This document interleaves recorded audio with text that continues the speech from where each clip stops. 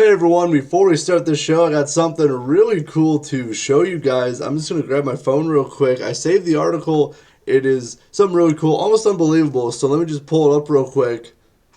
Hey, it's gone. The article is gone. They just deleted it, erased it. It's gone. How does that happen? It shouldn't happen. I know I saw it. I know I read it. And now I can't find it. This is crazy. I don't know what to do. I'm supposed to start the show, but now I can't because I can't find what I just saw, what I read. It's been gone. It's been erased. I don't know what to tell you guys. So while I freak out, enjoy the intro.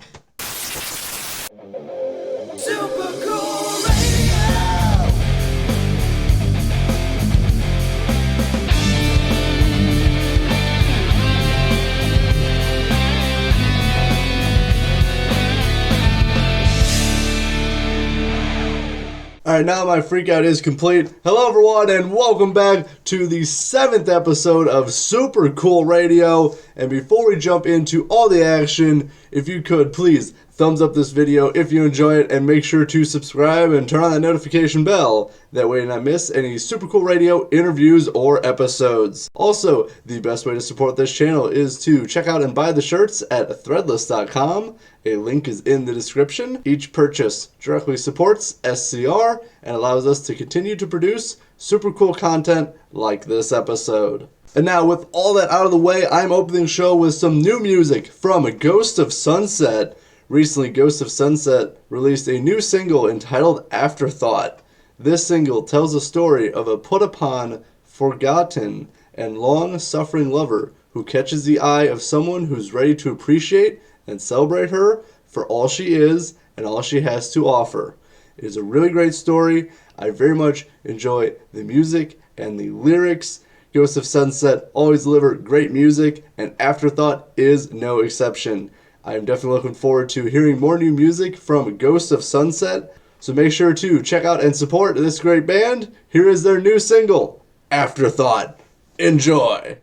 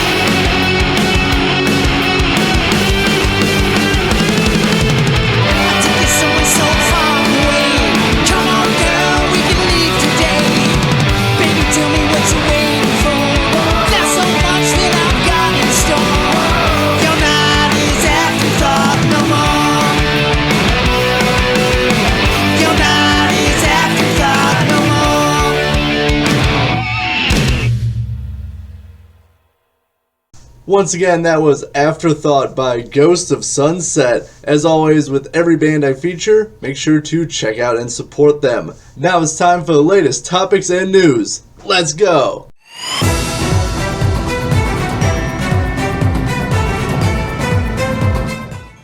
Kicking this news segment off with some incredible news from the Alice Cooper camp. Nita Strauss has officially rejoined the Alice Cooper Band. Back in July of 2022, Nita Strauss announced her departure from the Alice Cooper Band. Shortly after, Nita joined Demi Lovato on tour in support of the singer's latest album. Alice commented and said, "She's back." Nita asked for a leave of absence to work with somebody else, something I always encourage my band members to do. I like them to challenge themselves and try new things, Cooper added. I'm thankful to my old friend, Kane Roberts, for stepping up and filling in for her.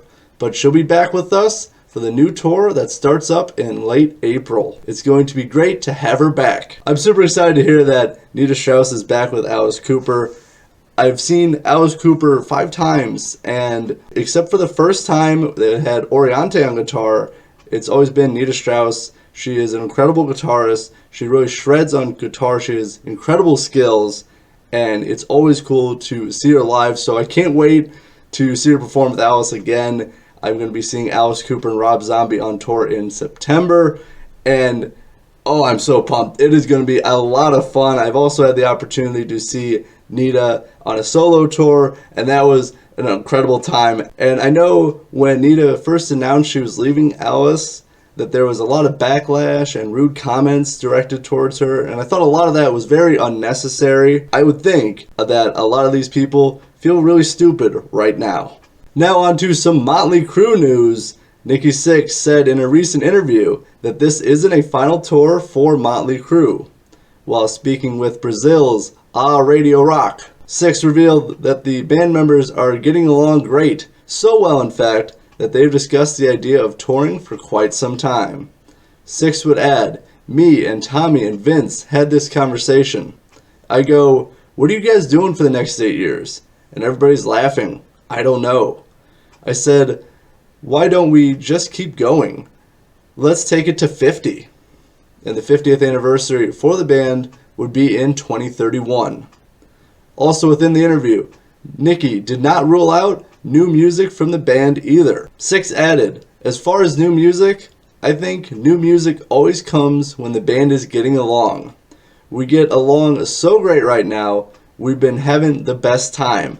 I'm very happy to hear that Motley Crue is getting along really great right now. The band has been through so much throughout their existence that it is refreshing news to hear that they are getting along great and having fun. But let me know what you guys think about Motley Crue and the possibility of them touring for 8 more years or more. Let me know in the comments section what you guys think."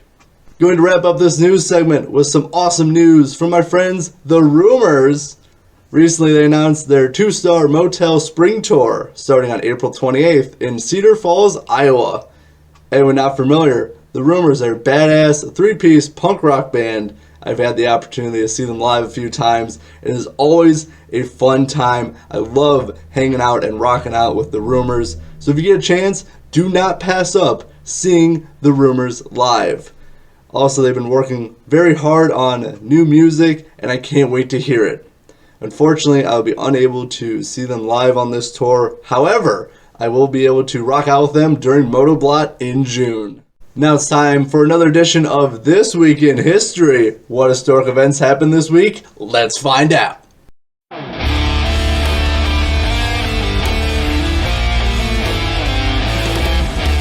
On March 13th, 1965, Eric Clapton quits the Yardbirds due to the band moving away from traditional blues. He is replaced by Jeff Beck. Beck performed with the Yardbirds 2 days after Clapton quit. On March 14th, 1971, the Rolling Stones leave Britain to escape high taxes. They are among the first to leave the UK to establish residency in another country with lower taxes. Back in the 1970s, new millionaires in Britain had to pay a 95% income tax. The Rolling Stones settle in France and record the album Exile on Main Street. Even 40 years later, the Rolling Stones remain tax exiles and are only allowed to visit the UK for a few months out of the year.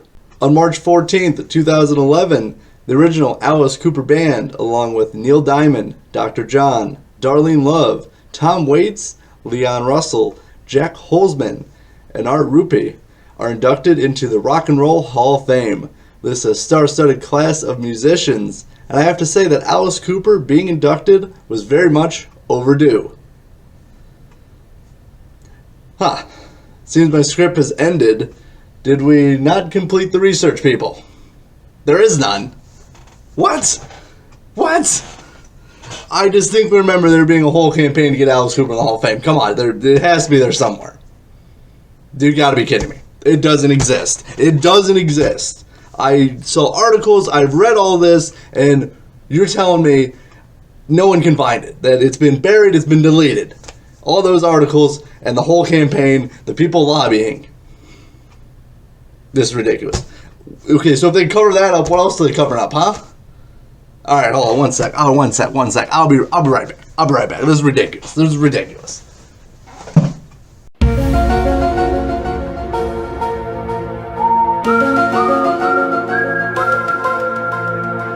I'm back. I had to leave. I had to change my shirt to put on an Alice Cooper shirt because this is very serious news here, people. So, there appears to be no information about the struggle to get Alice Cooper into the Hall of Fame. I remember, but the internet says otherwise, like it was just blatantly removed. So let me tell you, it took years of people lobbying to get Alice Cooper into the Hall of Fame. There was a 16-year gap between when the band was eligible to when they got in. And you're telling me that just, coincidence that it took 16 years. The official Rock and Roll Hall of Fame response was that they're not influential enough. Alice Cooper not influential enough. Yeah, I'm sure they just inspired a bunch of musicians, created the whole stage show, used the guillotine. But you know what? Yeah, not influential at all. I can't complete my sentences because I'm a little angry because I can't find any of this. I've read this, I've seen this, and it is all gone. So, with all that being said, I did my research and I couldn't find anything. I've looked it up, I've Googled it, I've used other search engines, and all I can find was an NPR article saying that there was a gap between being eligible and actually getting inducted. That is it. There's nothing else. It's all been erased, deleted, buried, whatever, but it is not there.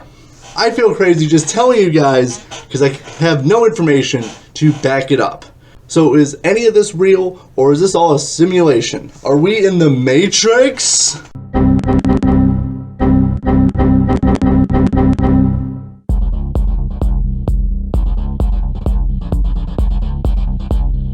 In conclusion, I'm very happy Alice Cooper got inducted to the Hall of Fame, and there was no issues with him being inducted as well. Anyway, on March 15th, 1968, Life magazine calls Jimi Hendrix the most spectacular guitarist in the world. And that is it for this episode of Super Cool Radio. Thank you so much for tuning in. Any topics or news you want me to cover, or remember any news you want me to cover, let me know in the comment section down below. I have time to feature one more song before we go. I'm going to feature a very unique sounding song called My Demands. Imagine some R.L. Burnside, a slice of the legendary Shack Shakers, some parts of Bob Logg's Helmet, and a few pieces of a Model T Ford, and a little bit of the Left Lane Cruiser. All of that remixed by miXendorp and his Bluestronica and Electro Blues. This is My Demands.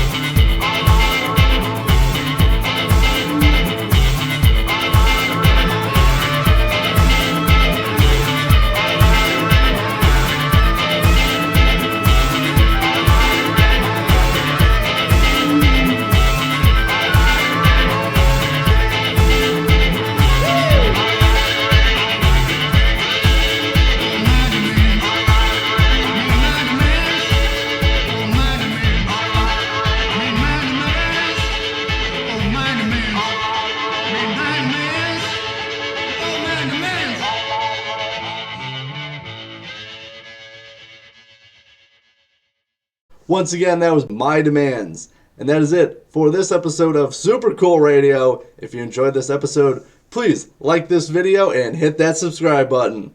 I'm your host as always, Matthew Thomas. Hope you have a great rest of your day. And remember, stay frosty.